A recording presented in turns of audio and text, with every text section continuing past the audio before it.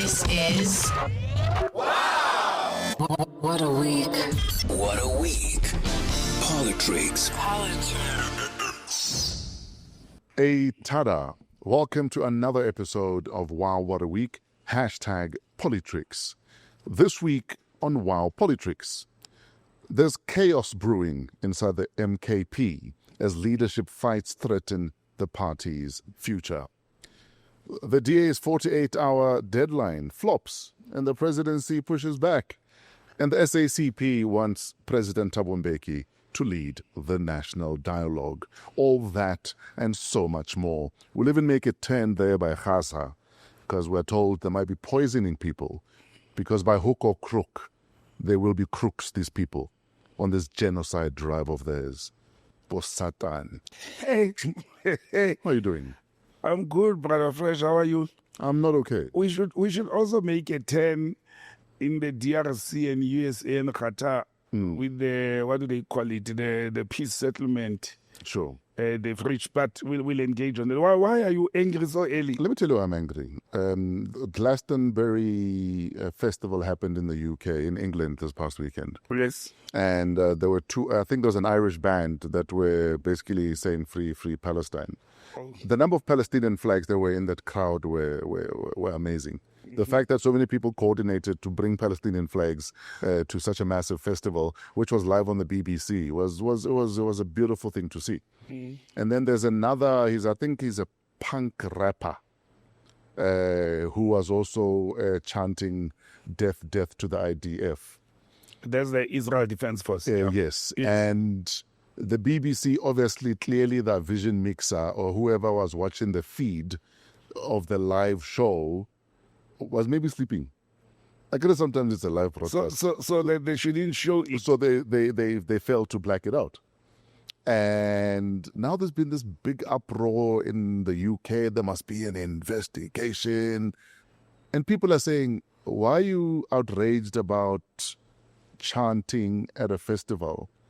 But you're not being outraged by children being pulled out of rubble on the Gaza Strip. Yeah.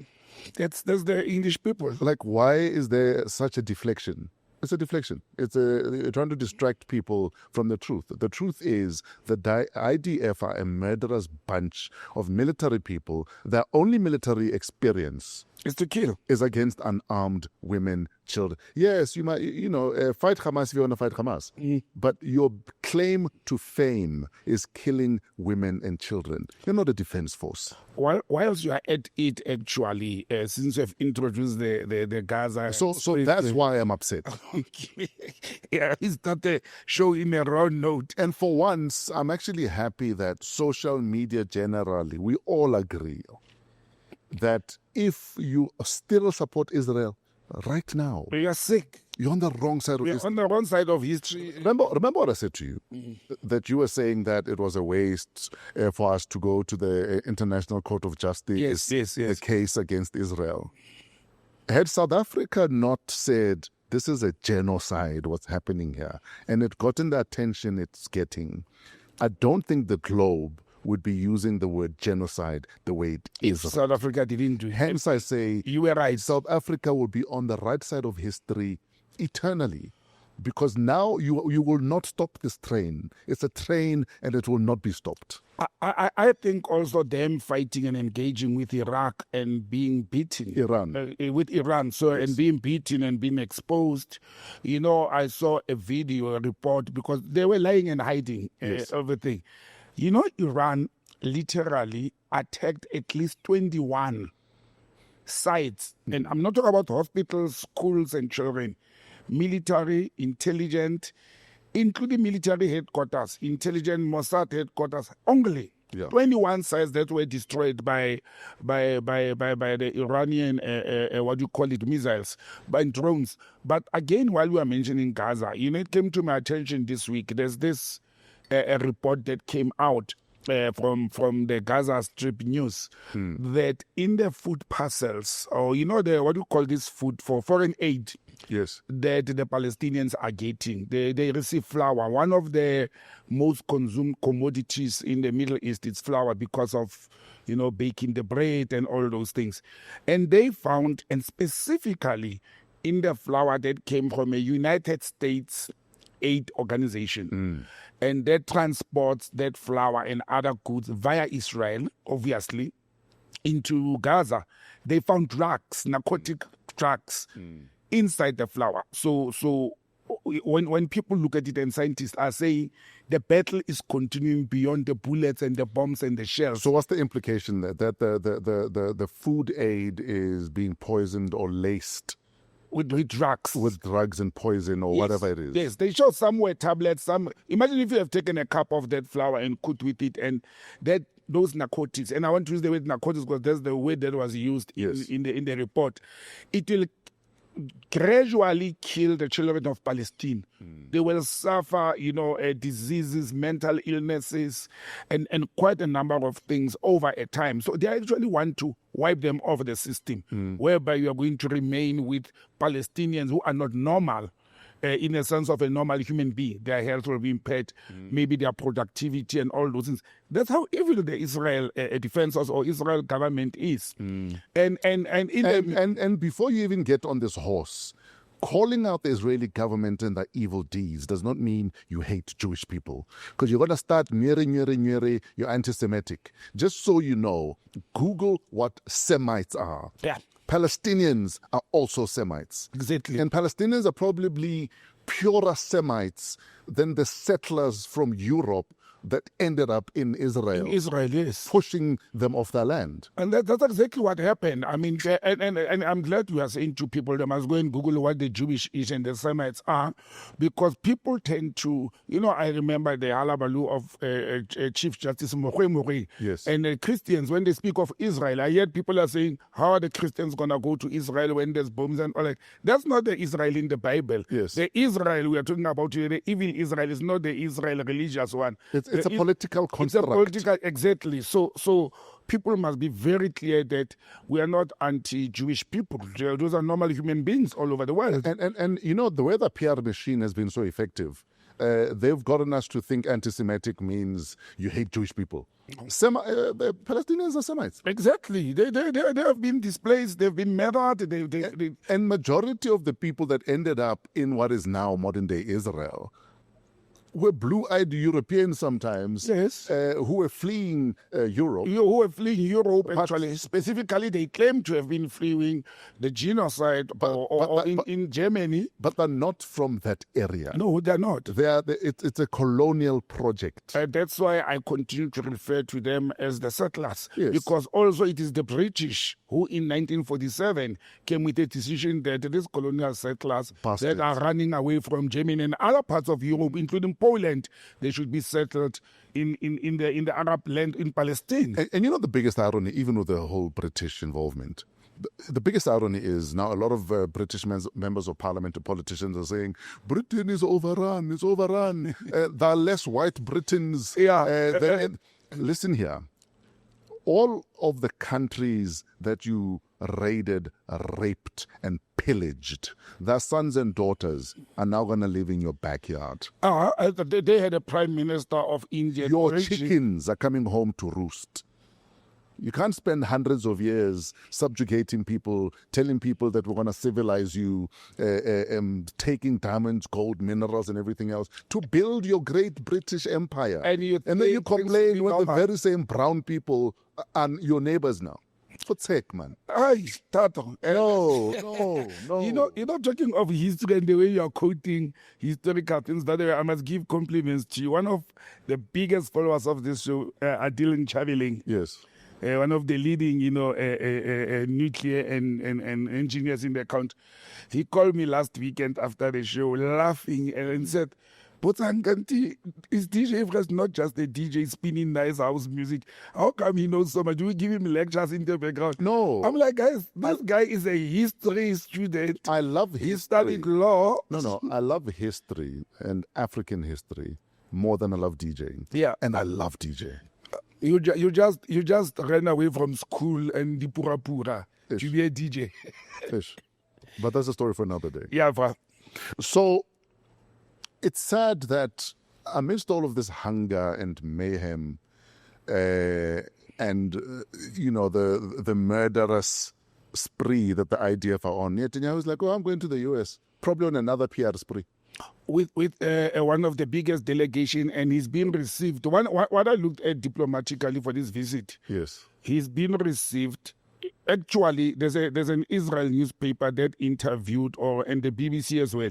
They interviewed the Israel president. What is his name? Herzog.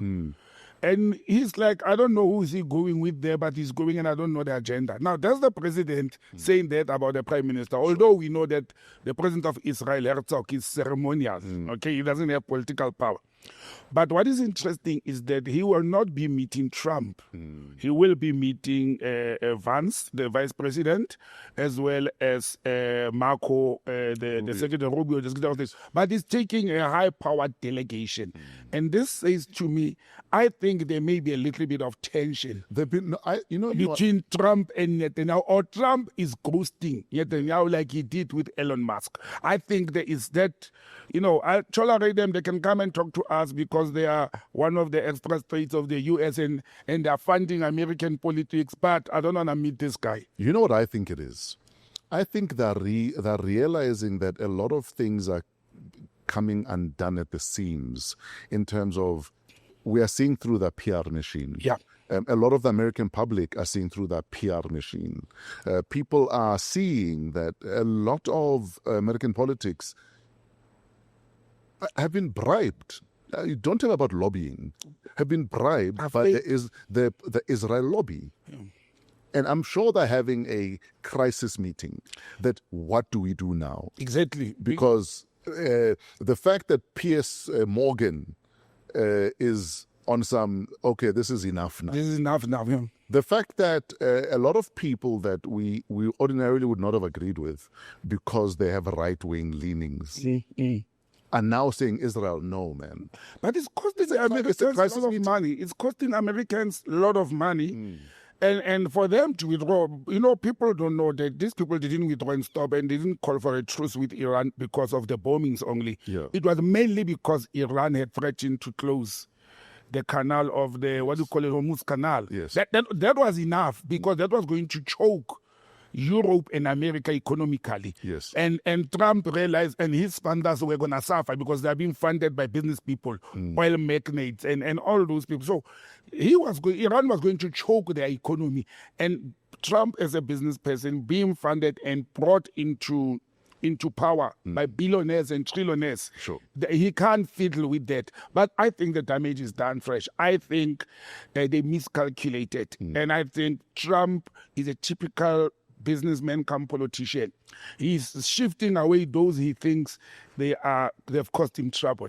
He's moving away from them to say, guys, let's pass bills that will focus on building, on making America great again, instead of associating with it. Israel is costing the United States trillions of rands annually on military support. And if they are going to try and compete with countries like Iran, that are having the backing of China with technology, they can cope. Because the economy of China, I don't know why do people still say America is the biggest economy in the world when China has surpassed them actually. And they're both militarily and economically. It's a new world order. When people are on social media saying, I never thought I would agree with Tucker Carlson. I never thought I would agree with Candace Owens. Yes. I never thought I would agree with Piers Morgan. Because all of them are waking up to how we've been bamboozled all this time. All of them are waking up to the fact that maybe we could have called out this genocide back then. And it wouldn't be this bad. Unfortunately, there's the new world order, and that's what we need. We need a change. And the fact that it's only Spain and Ireland that have the balls in Europe to call out Israel, that's a problem. But you know why Ireland has actually not been really part of the EU and part of Europe? They've always been on the right side. Remember the Irish themselves, they were occupied by the British. Absolutely. Remember the Soviet War for the many years. So they understand. Spain went through the same. They understand occupation. They understand segregation. They understand apartheid. Yes, they know. In Ireland and Spain, they know what is apartheid because they've experienced it. Albeit Spain went to do it to other countries as well. I was going to say, although it's not like the Spanish are covered in glory. No. They went to occupy Argentina and other islands in the foreign and East Africa. They were called conquistadors, if I'm not mistaken. Conquering the savages. Conquering the savages, and turning them into Christians. Yeah. Guys, I don't know if our show will end up well when it started on DJ Fresh. Be mad with the situation in Gaza and the world in general. Because the world is watching. But I'm happy that the arrival of social media and various platforms of social media has given people wake-up clap. You know, people are awake. People are realizing the truth. People don't... And AI is also not helping because there's so many cooked live videos of AI as well. But at least there's a movement. We are moving forward as you know, the nation of the world. Let's bring it back home. Yes, sir. Storm brewing inside the MKP. Yes, sir. Power struggles between Zuma loyalists and the parliamentary leadership, seemingly tearing the party apart. Whispers even suggest some MKP MPs are ready to cross the floor if the chaos does not stop. Hi, Tato. How old is MKP? It's just above a year now. They've just celebrated in December 1 year. Sure. Look, people who know politics, you remember when COPE was founded, when EFF was founded. There's even talk of MK was bound to be where it is right now because of the why. And the why felt almost, I will show you, versus I care about the people. I care about the people, yeah. You know what I mean? And as much as JZ said, listen, I'm fighting, you know... A noble fight. I'm fighting a noble fight because I'm fighting for the soul of the ANC. Yes. And I'm trying to fix the ANC from outside, but I want to also be a member of the ANC while I'm on the outside. Yeah. Many people are saying it's become a personal battle versus, but I do care about the people. Look, South African politics and politicians and political parties, they're all the same. For me, and I've said it many times, even if there's a good intention or good language, everybody is talking about our people. None, including Freedom Front Plus, they talk about our people. I think the challenge in the MK, and look, I will not hide my closeness to many people inside Umkhonto we Sizwe. Personally and politically, a lot of people I grew up in politics with, the majority of the people are sitting in Umkhonto we Sizwe. I'm a member of the Black First Land First. It was the first political organization that pronounced or not contesting elections last year in January to say they will be throwing their weight behind Umkhonto we Sizwe. But I can tell you, I am of the view that the problems in Umkhonto are more personality traits and not ideology, not the good intentions they have, not because they don't have structures. I've heard people say, yeah, if they had structures like branches and positions, I don't think there's the problem. Because it's just a year old and they've decided structures get bought to avoid infiltration and all that. We are not going to reduce ourselves to structures as yet. And which I think it's a good strategy. But I think it's personality traits. I think it's the fact that people were parachuted. If I use the word parachuted, that has been used and in the media and everywhere, into positions while those faces were either not seen or were not known in public places, in rallies and in all that. I can tell you, I know that most of the people who were the so-called RET forces of the ANC, they were always backing up Jacob Zuma in forming an alternative organization. They were not in the forefront, they were not in the pictures, they were not in rallies, they were not, in demonstrations supporting President Zuma in court, but they have been there. So I don't think these people, who doesn't know that people like Brian Molefe, for example, has been behind Jacob Zuma. Yes, there are people who joined Umkhonto we Sizwe at a later stage, like Colleen Makubela. That is supposedly that there's a rebellion against her in the organization. She was never there. She had her own political formation from COPE. But who said when you form a political party, you should only appoint into strategic positions, Tato? And I don't want to say into position, I want to say into strategic position, people who can bring expertise, people who can bring experience of some sort or the other. Colin and Andile, if my memory serves me well, are the only two people in that parliament, and I may be wrong, but that I know in the MK parliamentary who have served in similar positions. Oh, and we have, it's Andile and now Dr. Litchfield Shabalala, Admiral Litchfield Shabalala has now become an MP, and she has served as an EFF MP with Andile as well. So you can't leave away that experience that the organization needs in order to stabilize and to build. Yes, there will be disgruntled people in any formation, in any organization. There'll be disgruntled people, there'll be upset people, there'll be disappointed people who have wished or bargained for positions and they don't get them. But my problem with such people is, it clearly, to me, it says they went into the organizations to get positions. Sure. And once you start angry because you were not deployed, then you were there for the wrong reasons. You understand? Yeah, but I'm still a career politician. So as much as I want to serve my people, I still want to also be comfortable. And that's where the problem is. If you join a political party because you want to advance your political career and you lied to us, you stood in front of us to say, no, I'm doing it to serve the people. Understand? But you don't have to serve only when you are sitting in parliament or in the municipal chambers or the provincial chambers. That's not the only way. So we must demystify this thing of people standing up in front. Look, I declined and I refused political positions. And by choice, and it does not mean I'm not active politically. Sure. Or I don't care for the people. There's a different ways you can contribute to informing the people, enlightening the people, supporting the people. There's various ways you can do it. I know somebody in controversies who is stinking rich, fresh, very rich, like he's a multi-millionaire. And he doesn't need money. Yeah. He just wants to, and he's very upset that he is not part of the big structures. And he's not a politician, and he's not doing it for money. He just wanted the title and to be there. He sees himself as saying, I will be contributing to the people only if I'm in parliament and I'm being seen in the glitz and glamour. Sure. Not because he needs money, but controversy has a serious problem that needs to be managed at this stage. Sure. Remember also, while we are talking about this, for those who don't know, there's a letter that was leaked that's making rounds that the deputy president of Umkhonto, who is actually the leader of Umkhonto in parliament, Dr. John Hlophe, has purported to have signed that letter. And sometimes during the course of the week, he came out and he said his signature was abused. His electronic signature was abused. So that letter was fake. But you remember during the day that thing came out, I sent you a message and I said,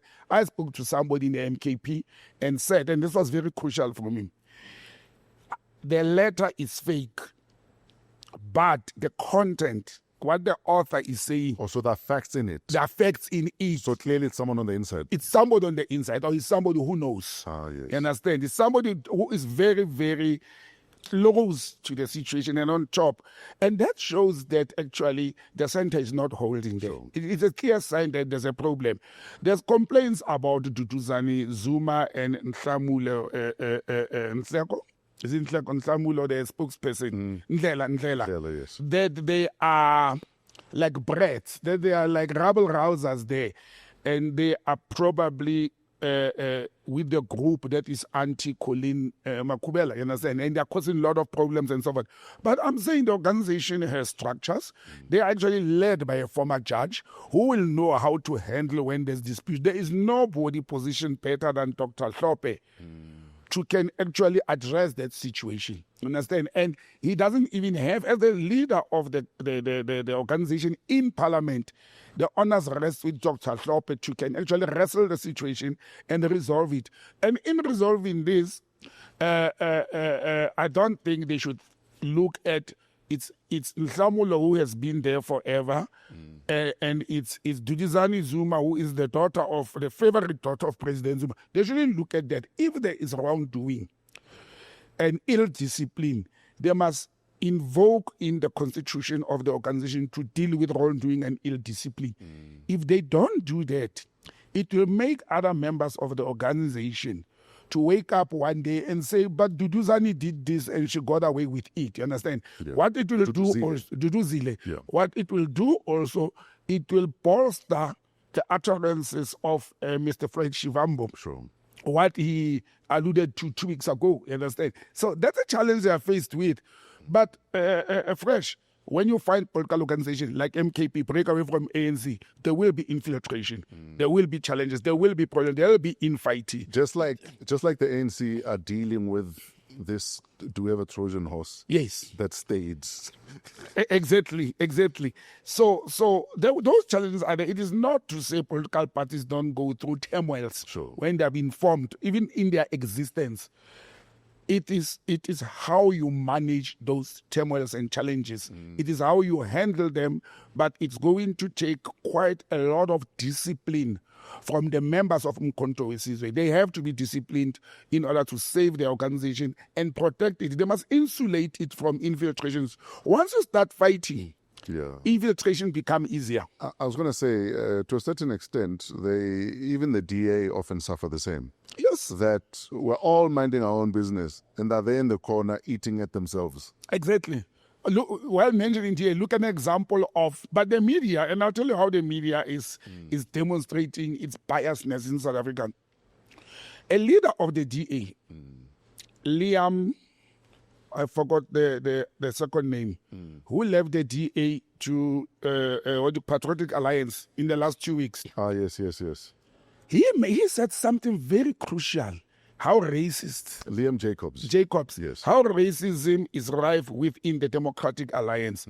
The media downplayed that. Fred Shivambo goes up and talk about how tribalism and nepotism is rife in Umkhonto we Sizwe. All media houses, all, not even podcasts, invited Floyd Shivambo to come and talk more about that. And nobody has invited Liam Jacobs to come and explain, what did you mean when you say racism? You are now free from the DA and racism of the DA.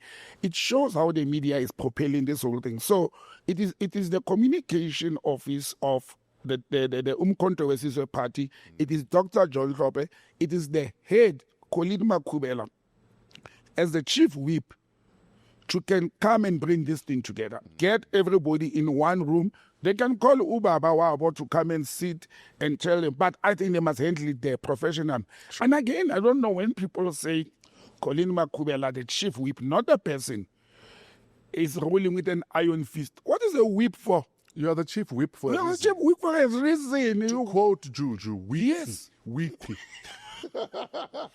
You must have stringent rules and regulations and conduct and all those things. Because you whip people into shape, into line. Exactly. Toe the party line, because I am watching that we're all on the same page. On the same page. Chief whip.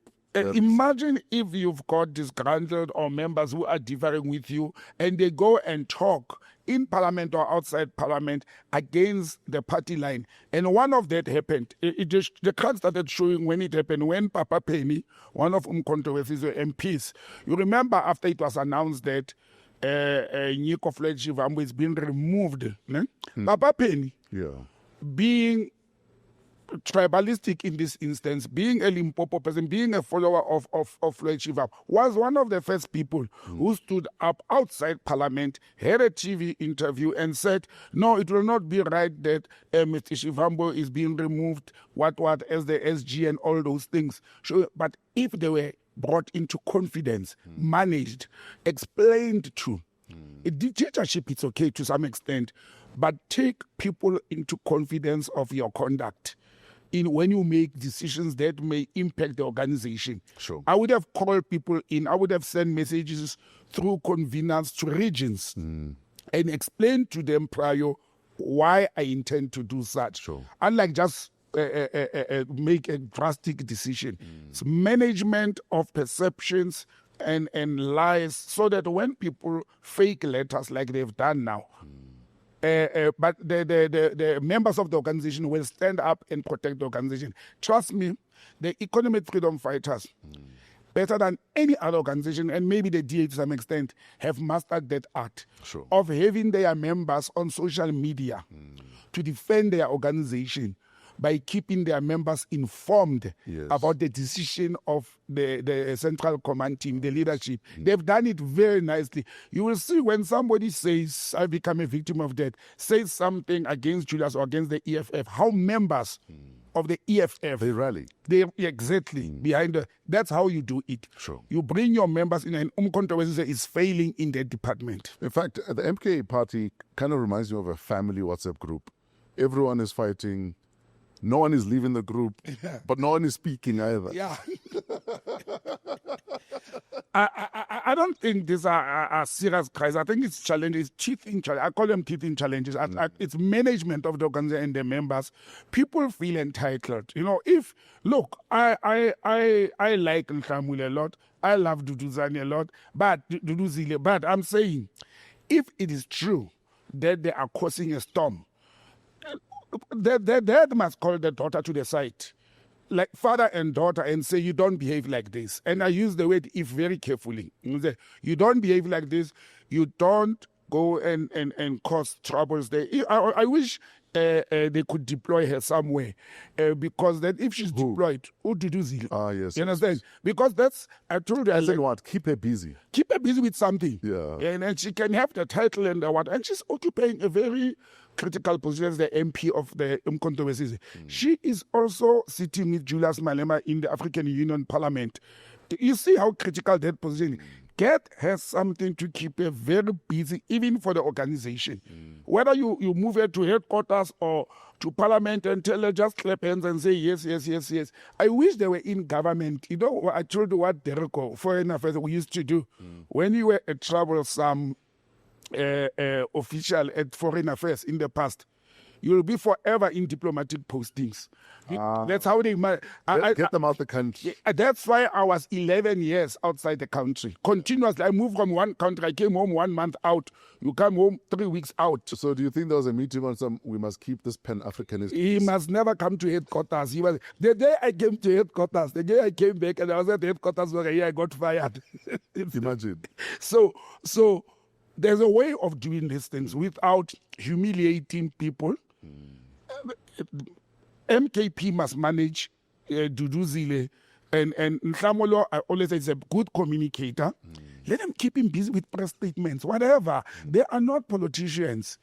You understand? They are not politicians. They are activists. They are members of Umkhonto. They are leaders of Umkhonto. Let them keep busy with what they can do best. Sure. I don't know what is it, but if I was sitting in that position, I will do that. Sure. Let's move to the DA's failed 48-hour threat and the dialogue drama. The DA's 48-hour demand flopped. The presidency didn't blink. Ramaphosa warning DA members and ministers who boycott the national dialogue might face dismissal. And the SACP on some, there's pigeons, let's hoy a cat. Want President Mbeki to lead the dialogue, signaling an ANC left shift and possible marginalization of the DA. I don't. Let me start with the last one. Yes. SACP, they come from nowhere, and they come and throw whatever you are saying they're throwing in. They're mad. On a serious note, they are mad. They don't think. How do you want President Mbeki? He has talked about it. He was the first, or his, how do you call it? Foundation. Was one of the first, if it was not the first, to speak about the dialogue. Thank you, President Mbeki. You have reminded us that the Constitution makes provision for a dialogue. That's it. You cannot say a man that is being regarded by many as one of the causes of the problems of the economic and social problems in South Africa. He was the president from 1997, 98 until 2007, 2008. Because even when President Mandela was still the president, Tate Mandela retired and Tate Mbeki took over.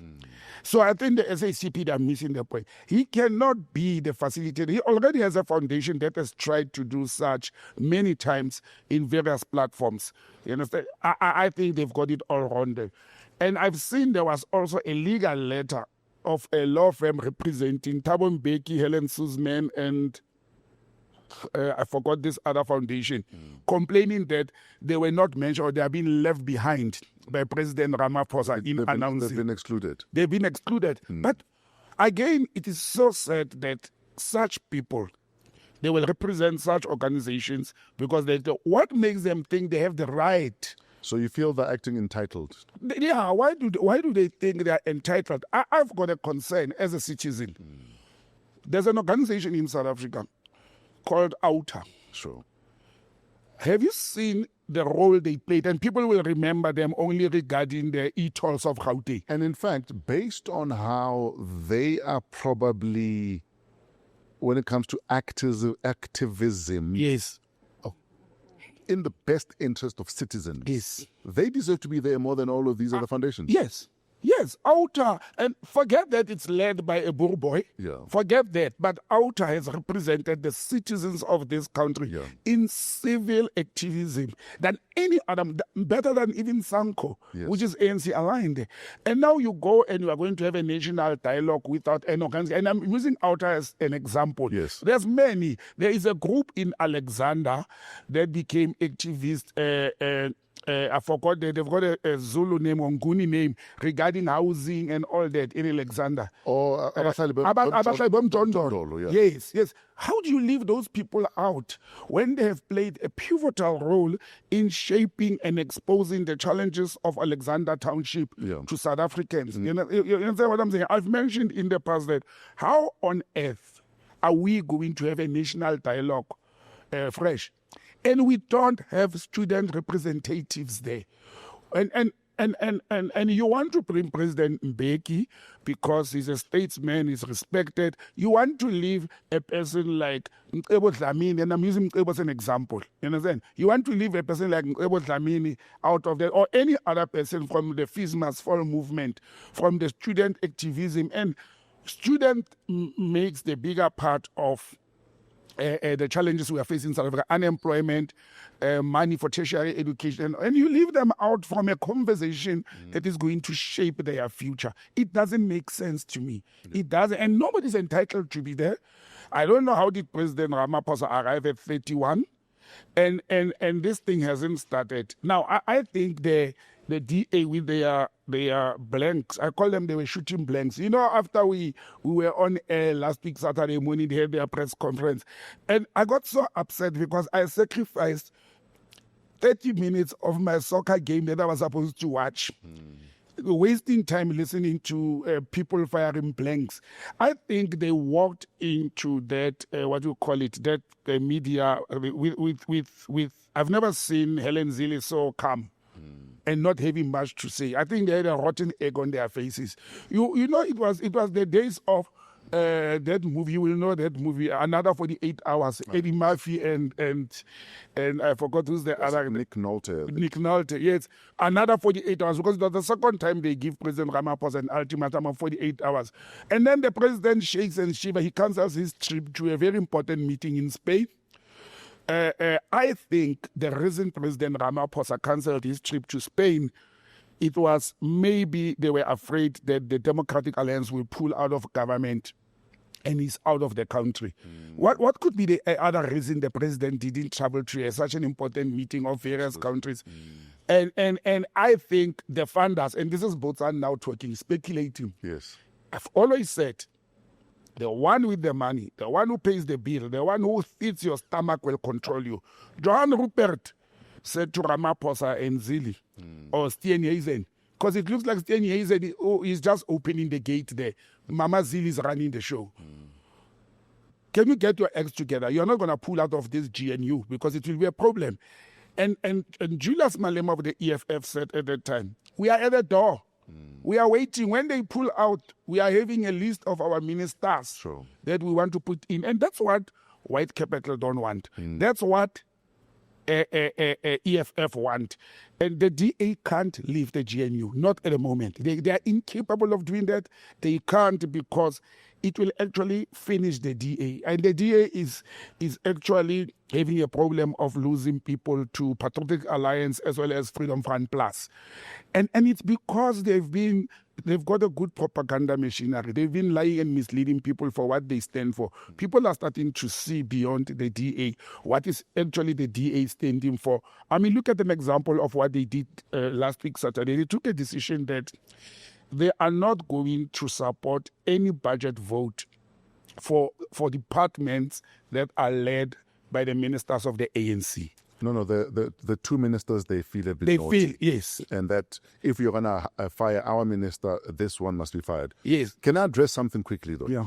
Because the initial narrative, when we started hearing that the Deputy Minister, was it Whitfield? Yes, Whitfield, yes. Might get fired. The initial narrative was because he's asking questions about the new lotto awarding of the lotto tender. Yes. But nobody was saying the DA Deputy Minister will be fired, but the DA must nominate another DA minister. A replacement. Yes. Meaning that narrative that because he was asking uncomfortable questions can't hold water then. Because you're going to replace him with another thinker-like. Yes. But I also think the government or the presidency, you see, this is where the GCIS is failing us as a nation. There were processes that were happening behind the scenes. It came out clear from the presidency. At least this week, the president has been communicating with us every day on different matters. Every day, there's been a statement from Tate Vincent Magwenya. The GCIS, Government Communication Information Agency, as well as the presidency, that's where they let us down as a nation by not keeping us informed. And people were running to speculations that this minister is being fired because he's asking questions. If the president or the government would have informed the nation that President Ramaphosa, like you remember President Ramaphosa did that with Simelane and did that with this other minister of higher education, to say you misbehaved in parliament or you are being mentioned in the VBS, can you please present statements to us, even if the president does not tell us the content, but to say the president has asked them to just manage the optics. Yes. Now, they failed. They didn't tell us that President Ramaphosa had actually asked this minister who traveled without authorization. You remember we had that discussion and I focused on traveling, whether it was with official passport or not. And it came out clear that they were given a chance to respond and the president ghosted them. They said they applied it, so they knew the rule. The DA knew the rule. Because that's another thing that I think we almost just treating as part ayakwini. You know, as it going without permission. Yeah. Because there's still a responsibility. If Botsang works at my behest, at my pleasure, and Botsang says, boss man, I want to travel somewhere, 10 days before the trip, and I say to Botsang, I acknowledge receipt of your message. Yes. And then Botsang asks me every day, guys, travel is coming soon. Yes. And you don't treat people like that. You don't. Whether you agree with them ideologically or not, you don't treat people like that. I fully agree with you. And again, I'm glad but having said that. But having said that, if you don't have permission to go, you don't go. Yeah, well, it's fine. Look, I've got a different view. Yeah.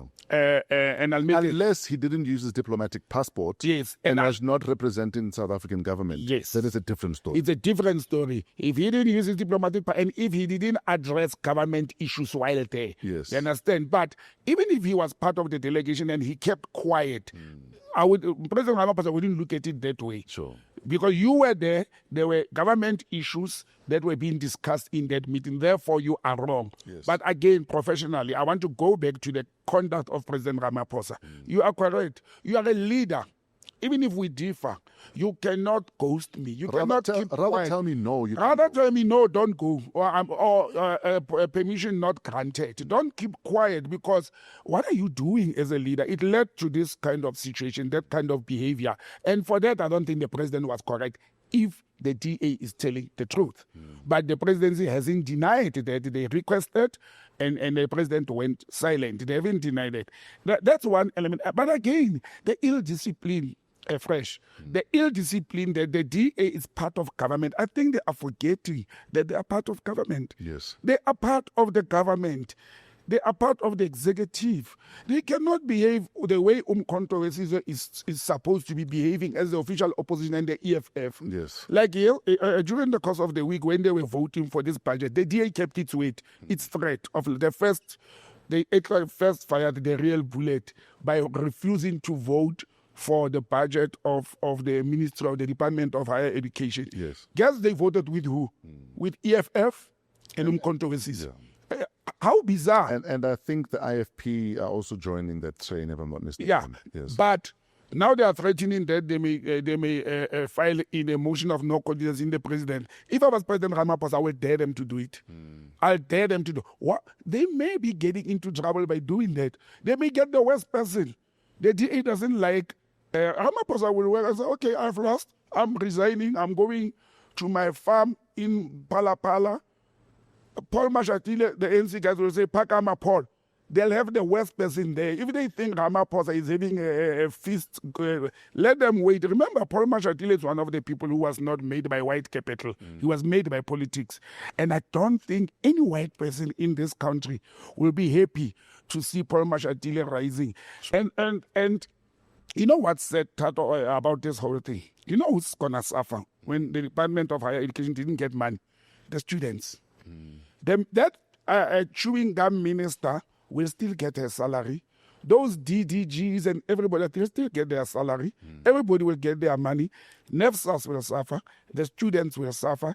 And this is what political parties who are claiming to be caring for the masses, the poor of the poorest, they don't realize. Sure. They're not voting for budgets. And I said in one of my pieces this week, I said, check who is going to suffer in housing.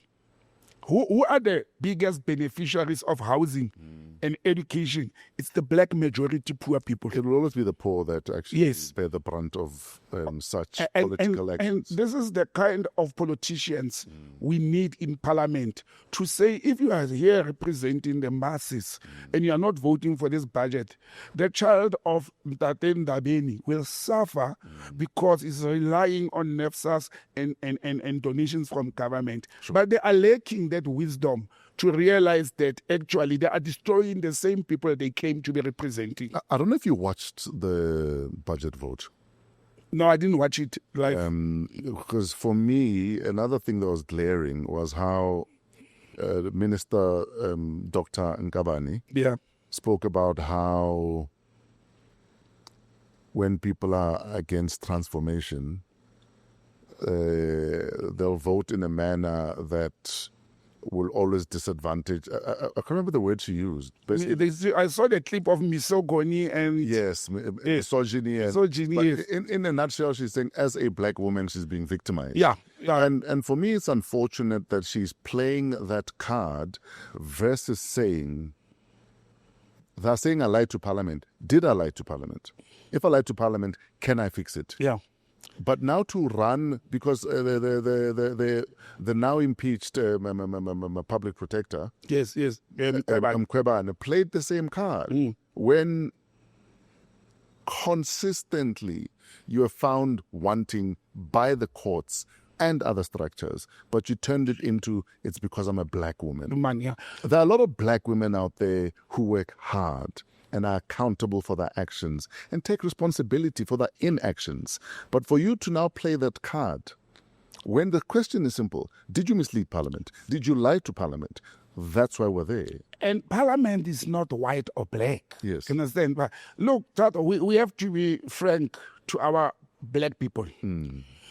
Playing a race card when you are caught up in a corner of maladministration, nepotism, lies, mismanagement, and lack of ethics, it's not going to help you. We should actually, in order to defend the black race, we should rise against black people who do wrong and stand up and say, I am black. We should rise against those people because they are humiliating us. They are embarrassing us to go and do wrong things. I mean, I'm one of the people who's very upset as a citizen and very angry with that minister. I actually think President Ramaphosa should have fired that minister after the chewing gum day. The arrogance displayed in Parliament. And there's not one thing. There's many things that happen and people are forgetting. I've said before, I'm also worried that young black women in politics, whether it's DGs, whether it's ministers, whether it's business people, are not calling her out, are not standing up and say, but this is not how a black woman is supposed to conduct herself in a national assembly. That they're not doing that. And for me, I'm not going to defend nonsense. I'm not because of the pigmentation of the skin or because of my belief in black consciousness and Pan-Africanism. A wrong is a wrong. You know, unethical conduct. I mean, she went to an extent of even dragging the name of advocate what is the gentleman that she said he was the chairperson of that fake committee. You know, you drag even other people who have careers into this nonsense, and you need to be defended. The DA is wrong for wanting the president to act against ministers who are having cases and allegations, because some people have taken. You see, this is where processes of government frustrate. Some of those ministers who are implicated in the Zondo Commission have taken the Zondo Commission report for review or appeal.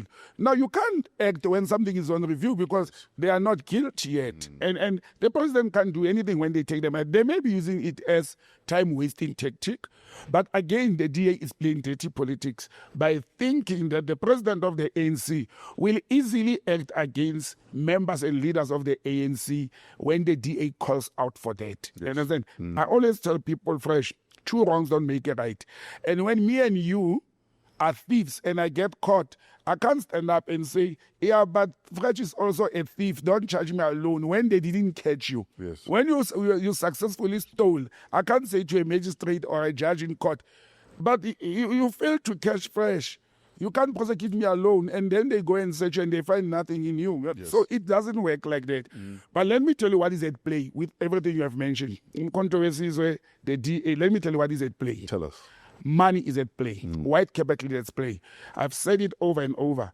The unification and stability of the black political parties or political parties that are viewed as pro-black, their stability and their unity, it's very bad for Johan Rupert, for the Oppenheimers, for white capital, for land thieves. It's very bad. If controversies and EFF or EFF and ANC can unite and form government, it will cause an upset towards white capital because it may reverse some of their historical benefits that are still holding on to. They still own more than 70% of the land. They still control the economy. And that's why I tell people, why do you think the Oppenheimer family, Johan Rupert, Patrice Motsepe, and many others who are rich, why do you think they are all sponsoring all political parties, even if you've got good love? You can't have love for all of them. Why are they doing that? It's to keep them divided. It's to keep them in smaller fractions that they can control them. You, IFP, I've given you 100 million. If you go join the GNU, I'll give you 150 million next year. And behave when you get there. You understand? Keep them divided. They divide them rule. And black people haven't arrived to realize that there's only one thing that we have in our power. It's the black unity. That's all. Oh, that's all we need.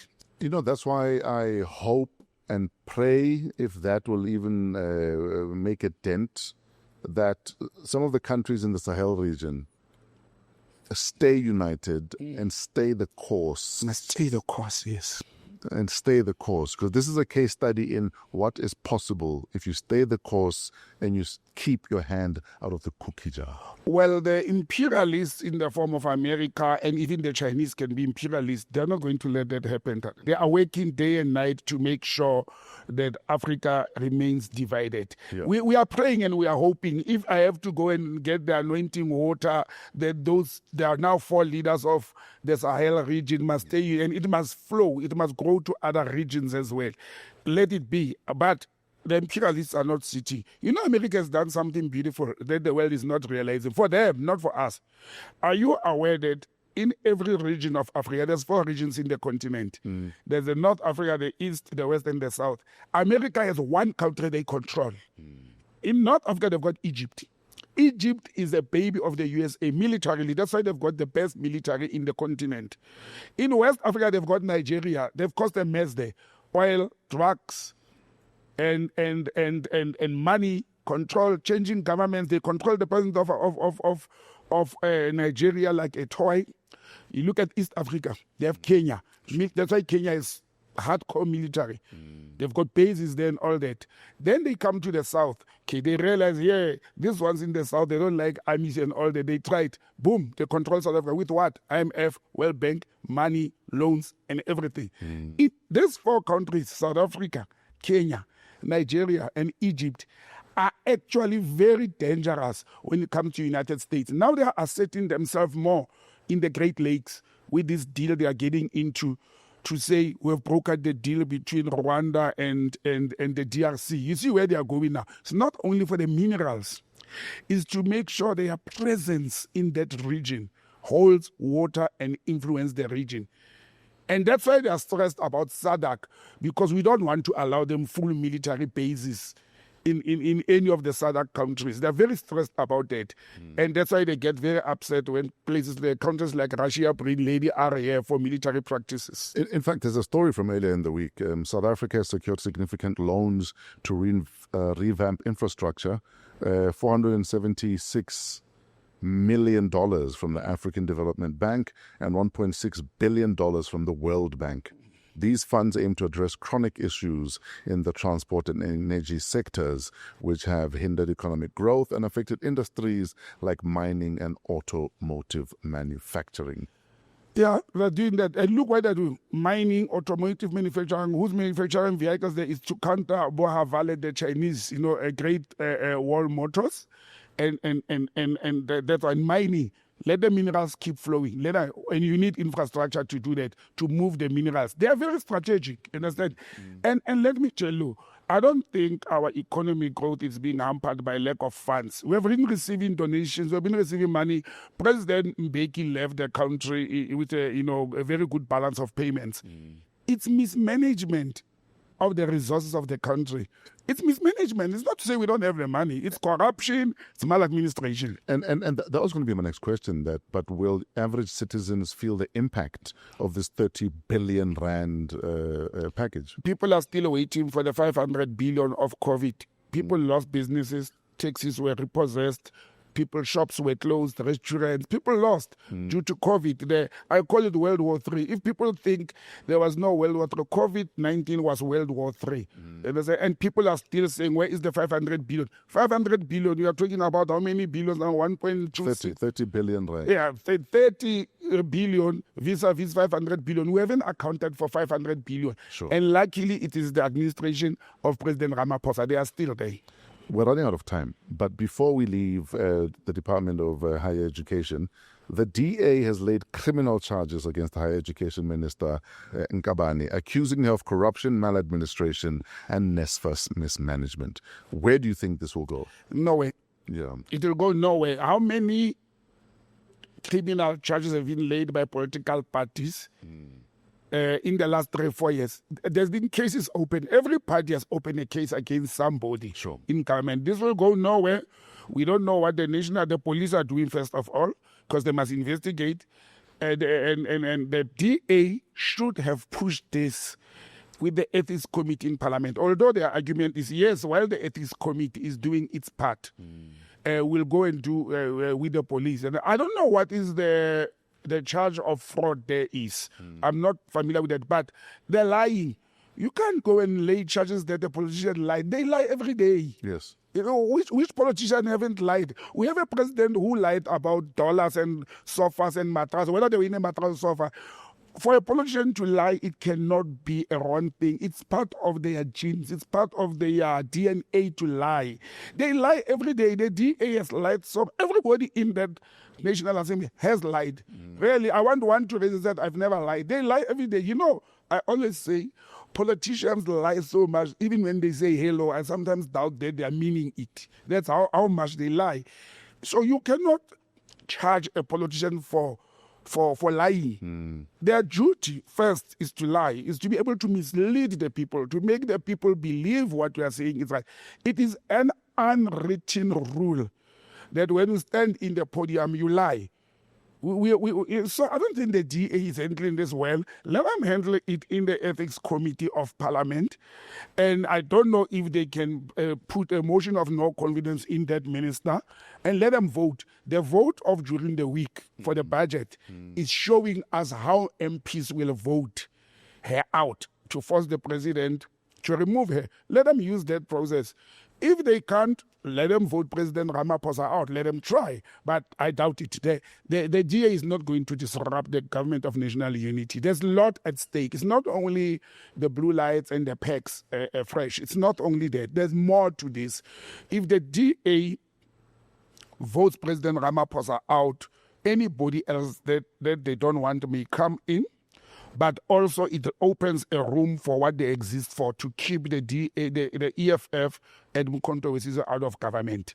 And let me tell you, the EFF will walk in there and that will be the end of the DA. It's just that the ANC does not have the guts to can say to the DA, you are misbehaving. They say they want the ANC led by President Ramaphosa to fire them from the DA. It doesn't work like that. They can't be fired. Their government, they were voted. It's our party. It's the party's on. What President Ramaphosa can do, he can upset them to reshuffle the cabinet and remove their members, which will, shut down that agreement of the GMU. You understand? That's all he can do. He can't fire them. It's the political party voted by the constituency into government, and he can fire them from cabinet. That's all he can do. Sure. There's nothing else. They can't be fired. Two stories that caught my attention from the Sahel region. Again, I'm hoping that we're all taking notes, and I'm hoping that the center holds, because I think the intentions are noble. Yeah. So last year, Mali said they're nationalizing all the mines. Yes. And Mali have completed the takeover of the Yatela and Morila gold mines abandoned by the previous owners. The government announced this past week, but questions remain on how any untapped value may be released.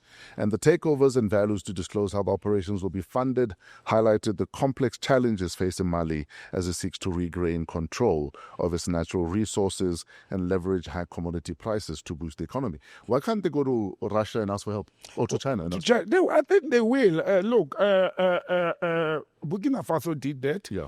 I think President Traore will talk to his counterpart and say, look, the Chinese help us. The Russians help in this way, the Chinese help in this way. Let's go and help. Because the Chinese and the Russians will have an interest because they will benefit from that. But the nice thing is that those young leaders, the military leaders, they are smarter now not to give the whole mining sector to imperialists or foreign governments. Anyone. You understand? Yes. Yeah. So come and help us. We'll make money, and you can benefit out of this. I think they will engage. It's a problem now because they've completely secured those mines. You understand? And those ones, at least they abandoned them and they ran away. Unlike in Burkina Faso, they were pushed out. They were told, pack and go, and you've got so many hours to leave. But I think they can approach experts in other countries. They can also be smart for them not to be seen to be associating with the communist China and the communist Russia. They can actually approach regional groups like BRICS. Sure. Come through BRICS. Yeah, bring your mining expertise. Yes. Let's work. Yes, BRICS. You've got many members in BRICS now. Bring your mining expertise and come and help us. If I was in the president of Mali's position, I would actually approach it that way. Don't go to an individual country. Go to a regional body and say, BRICS, I've got this situation. Do you want to come and help? Sure. Another story from Sahel. Burkina Faso have signed a deal with Russia's Rosatom to build its first nuclear power plant, aiming to address severe energy shortages and boost industrial growth.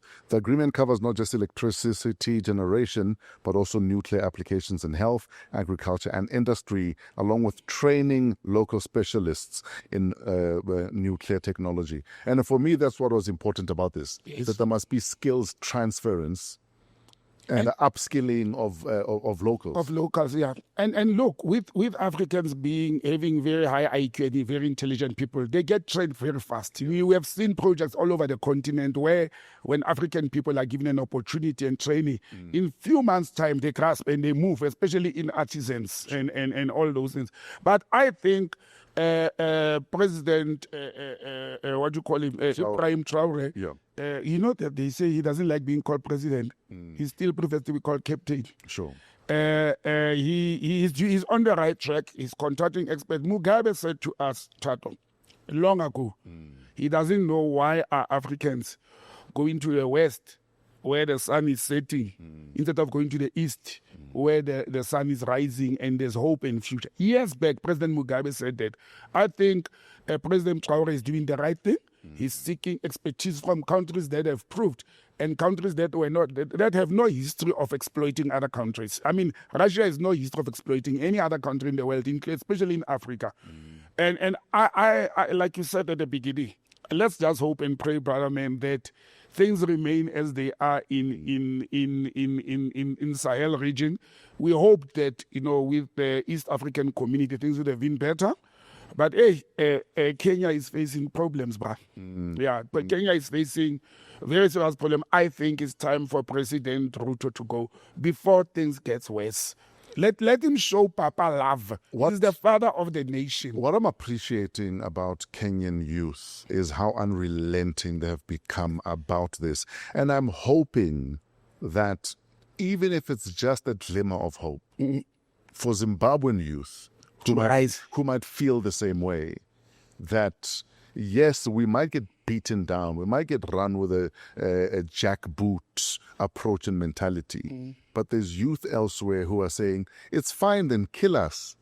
But if we die, we die. If we die, we die. But we stand with what we feel are injustices. You can't imprison, for instance, a blogger or whatever the gent was. Yeah. Then we're told, then the cops lie and say he took his own life in jail. Yeah. And all he did was criticize I think a police chief or something. Yes. But Chato, we have said this several times, bro. If our youth do not rise, especially against regimes that are doing nothing for them, yes, they are oppressive regimes. Yeah. And they are destroying the future and the nucleus of their own countries. The Zimbabwean youth is all over the streets of South Africa as if they are not educated, as if they don't have skills, because their government has failed them. The children of Kenya are very tired of the corner. I mean, this gentleman Dr. Ruto was appointed into power in 2022. In 2023, he turned around, he became something else. But as you said, the way the Kenyan youth are conducting themselves and behaving towards, they are actually showing the government, we don't want this man. He's just stubborn by being there. He behaves like an old era liberation time head of state. He behaves like Mugabe and Museveni, who has announced that he's going to stand for another term. Imagine. How many? The other day I laughed when President Museveni and his wife did I don't know where they were, but they were speaking. Yeah. No, they were speaking into camera. I don't know what event it was. And they apologized to the people of Uganda. Yes, I saw they might have wronged them. Yes. The only apology is to allow your people free and fair elections and to have a voice. No, that's how you can apologize to your people and honor your people. The only apology for me is to say, I'm sorry, I've done good somewhere, I'm leaving. Yes. Leave. Yes. Don't apologize and say, I'm contesting free and fair. Don't contest. Leave. Yeah. You're old, and I like Tate Museveni. Leave. Why? I just love old dictators. Museveni, Mugabe, and Njoma, all those old, the Nyereres of the day. Look, I see them as figures of the liberation movement. But you can't put all of them under dictator. Look, if you stay in power forever and you don't want to move, you're a dictator. Yeah. Although President Njoma and Nyerere, they didn't stay forever. I was going to say. But I'm saying I like those old liberation movement fighters because of what they did then. Sure. Not when they were in government. And they've done their part now. They've done their part. Walk off into the sunset. Chances are you've stashed enough money somewhere and enough land somewhere. Go raise your grandchildren. Even if you didn't stash money, let's say they are clean, they don't have money in mattresses and sofas, they will still earn presidential packs. Go raise your for life. Yes. We need to wrap up. I'm done. BRICS in crisis. Oh, yes. India says no thanks to a single currency, fearing it might compromise their national control. Yeah. Russia and China reportedly want India and India out. Yes. And Indonesia in. Yeah. And they say President Modi of India is too West aligned. Yeah, but we saw this coming. Yeah. Yes, Trump. It's Trump because Modi has been playing both sides. Yes, and that was the first thing. I said months ago we were talking about when Trump was starting with the tariffs. We were talking about how Trump said Indians. You remember when he passed, what do you call this thing that he signs every week, the presidential decrees? Yes. And he said a lot of Indians, more than half of Indian population who are living in America, they send money home. And they are in IT, they are in strategic position, and they send money home. Yes. So actually, India's economy is heavily dependent on their nationals who are working in the USA, and that will cripple, will seriously do damage to the Indian, financial market. That's one. Two, India is one of the biggest producers of computers and laptops and those things, IT stuff, technology in the world. And their biggest market is the USA. Sure. Now the USA is actually squeezing India and saying, if you continue with this BRICS and this de-dollarization and the BRICS one currency, I will chuck your people out of the USA. I will not. That's Trump. Is this a fact, or is this what you?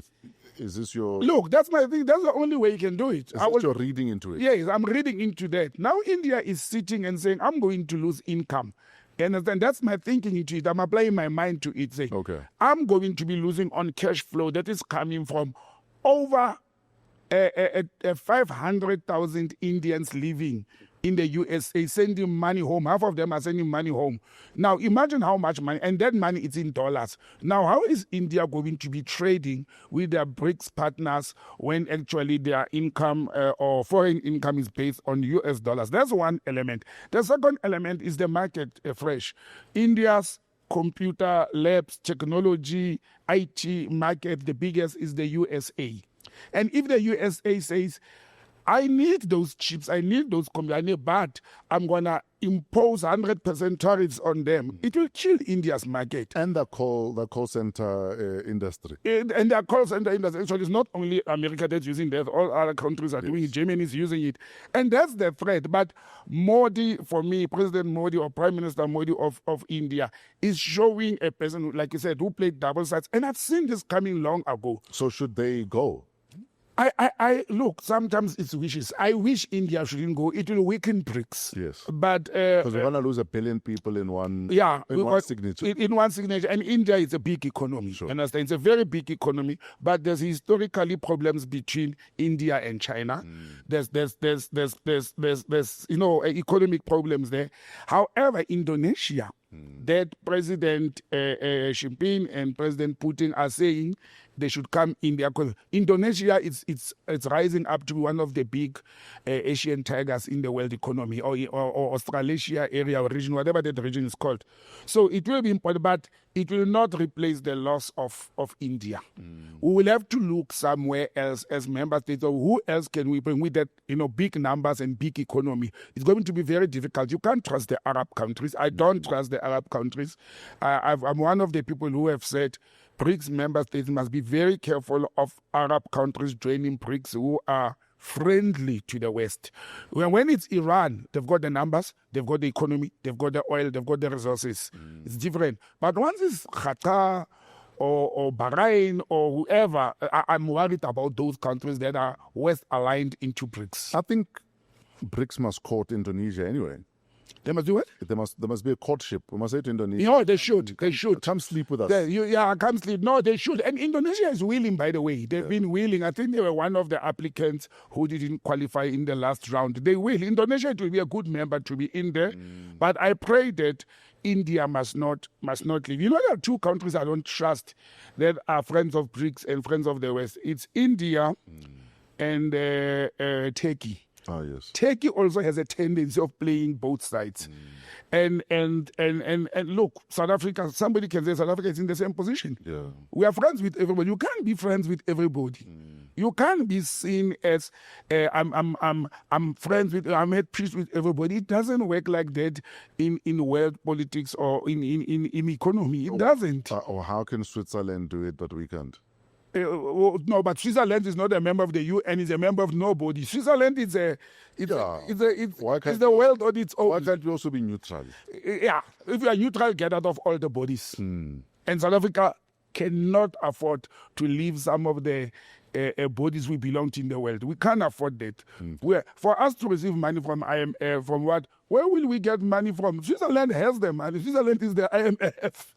It may be controlled by the Jews and the Americans and the Rothschilds, but the money is in Switzerland. They don't belong to the UN. They don't belong to this international bodies. Sadly, or not sadly, but strangely, they are accommodating some of the international bodies. You know, the International Labour Organization is sitting in Switzerland, and they don't belong to those organizations. Yeah. WHO is sitting in Switzerland. Understand? So we can't play like that when we don't have the muscle and the power to be like that. So we must know our space, but we must take proper sides. We don't have to be enemies with the West, with the US and what. We don't have to rely only on history to be friends with Russia. We should not rely only on history, but we should know where it will benefit us as a country. We are crying now that we don't own our country as South Africa. Africans are crying that the West have taken. If you say the West, leave us, we are taking over our country, be prepared for sanctions, be prepared for assassinations, be prepared for lies and for infiltration. And DRC must be very careful if that's coming their way. Sure. With this deal that America claimed they facilitated with Rwanda, I've said in conclusion, and I'm saying it, there will be no peace in the Democratic Republic of Congo for as long as there are agreements and deals signed without the M23. Sure. You cannot have peace and you leave a key player in the battle, in a field, in the DRC. You cannot. We wasted the resources of South Africa to go and bring peace there. We lost life. We lost billions of rands. And suddenly when it's time to eat, we are being closed out. SADC is not there. Qatar facilitated the settlement. America bring them. Come, girls and boys, sit here, sign this agreement. Yeah. Where is AU? Where is SADC? Because we can't offer them the money to pillage their own minerals the way they can. Yeah. It's money. It's money, my brother. Yeah. Money rules the world, nothing else. On that note, thank you. How do we bring money to you? Do you still have books available for sale? I still have books available, quite a few. They are doing well. 083 what is my number? 083 884 7787. That's the WhatsApp number. Perfect. botsangm@gmail.com and at botsangm on social media. Yes. And you know, my white neighbor who's a fan of this, look at me and say, Botsang, you never mentioned me, and the only white who likes, Nadine, hello. No, but there's a ton of white folk that actually watch the show. So, so Nadine, you're not alone. Okay. Yeah. Thanks, brother, mate. Thank you, brother. We'll see you again next week. Yeah, God's willing, we'll be here next week, same time. Even if God is not willing, somehow it will happen. Our ghosts will be here if we're not here. Thank you, as always, for being a part of the Wow What a Week #PoliTricks Madness. Your opinions matter to us. Your thoughts, your views. If you want to differ, let's differ. Let's differ respectfully and keep the conversations and the debates going online and on the different platforms. Please remember to like, to subscribe, and to share the link to Wow What a Week. Coming to you from AM Studios, downtown Johannesburg. We're part of the Africa Podcast Network.